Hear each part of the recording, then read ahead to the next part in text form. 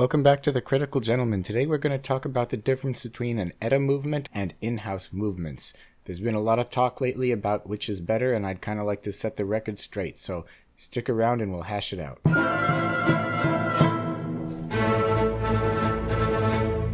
The Wall Street Journal published an article today detailing a change in the Swiss watchmaking industry. Previously, any Swiss watchmaker was allowed to put the Swiss-made label on their product as long as 50% or more of the parts were manufactured in Switzerland. The Swiss have now passed a new regulation which ups that to 60%. The article details how there is now a pushback from the watchmaking industry, who believe that the new measure, which allows for R&D costs to factor into the production of a Swiss-made timepiece, opens the door for more outsourcing rather than less. Even brands like H. Moser have publicly declared that they're going to disregard the Swiss-made label and simply continue operating as they have in the past. While the topic of our discussion today isn't entirely related to the Swiss-made label, I would like to talk about the difference between what many people know as off-the-shelf movements compared to the current trend that favors in-house manufacture. The term in-house itself has kind of become a buzzword in the watch industry. What it means is any movement, that is the mechanical workings inside of a wristwatch, manufactured entirely by the company producing the watch is considered in-house. This predominantly refers to the design of the movement. However, it can also refer to the actual manufacture of the parts of that movement prior to their being assembled at the factory. There's a bit of a gray area when it comes to the manufacture of the parts, as many watchmakers use parts from other manufacturers. During the 50s, 60s, and 70s, many brands, such as Rolex, Omega, and Longines, all used in-house movements. However, many brands turned to movements manufactured by the corporation ETA. ETA produces all different movements, from three-hand time-only movements to many very complicated chronographs. The reliability and durability of these movements is the standard by which others are judged. For a long time, nearly any brand could get away with using a movement produced by ETA without anyone batting an eyelash. ETA movements were not always off the shelf. That means not all manufacturers would simply purchase the movements from ETA and then immediately put them into their watches. There are varying degrees of customizations that many brands would do on the movements in order to bring them up to their higher standards. You might compare it to the automobile tuning scene.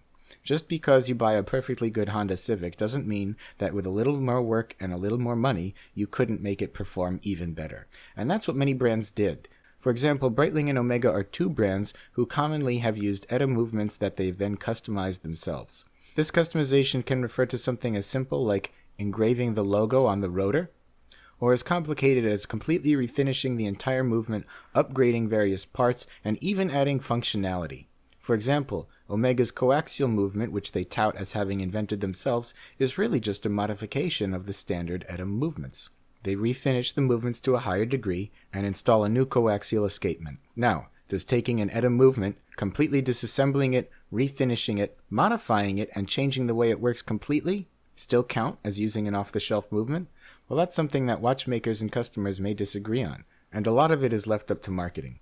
But one thing is for certain. In order to be a completely in-house movement, it must be designed, manufactured, and built primarily by the company using that movement. Of course, ultra-luxury brands like Longines, Patek, and H. Moser will always use in-house movements. But some other brands are starting to experiment with it as well.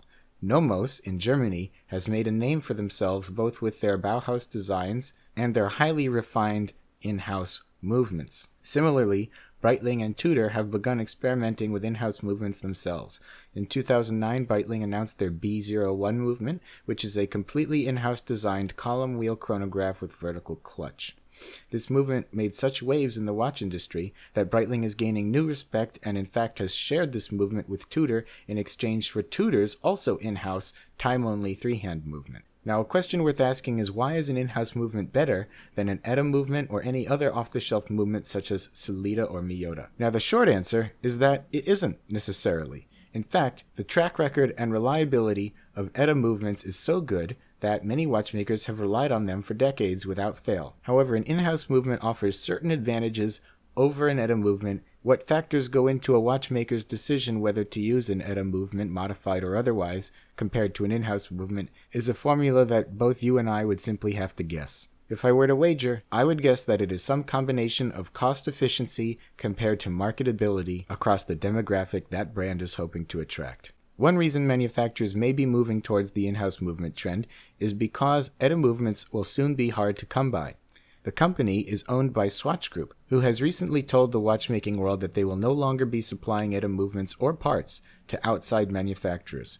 Only companies within Swatch Group will be able to get these movements. As a result, we've seen other companies pop up like Sellita, who takes movements with expired patents and duplicates them exactly to distribute them to non-Swatch Group watchmakers. Still, the fact that a generic ETA or Sellita movement only costs a few $100s depending on the caliber and the grade means that watchmakers who attempt to sell pieces with these movements may still be on the receiving end of complaints from unhappy customers. Perhaps one of the guiltiest brands is Panerai. In fact, I recently read an article that there are now fake Panerais so close to the originals it's almost impossible to tell them apart. The fact is that if a counterfeiter can modify an ETA movement with the same proficiency as Panerai themselves, is that watch really worth the premium they're charging for it? That's not a question I can answer, as the value of a luxury watch is determined by some combination of the manufacturer, the consumer, and the open market. But I will say this much. Ask yourself this question: is a $5,000 watch worth $5,000 if the movement cost $300? Anyway, that's it for today on The Critical Gentleman. Thanks for watching. Please don't forget to like, subscribe, or comment if you enjoyed this video, and come back on Friday for Top 5 Day.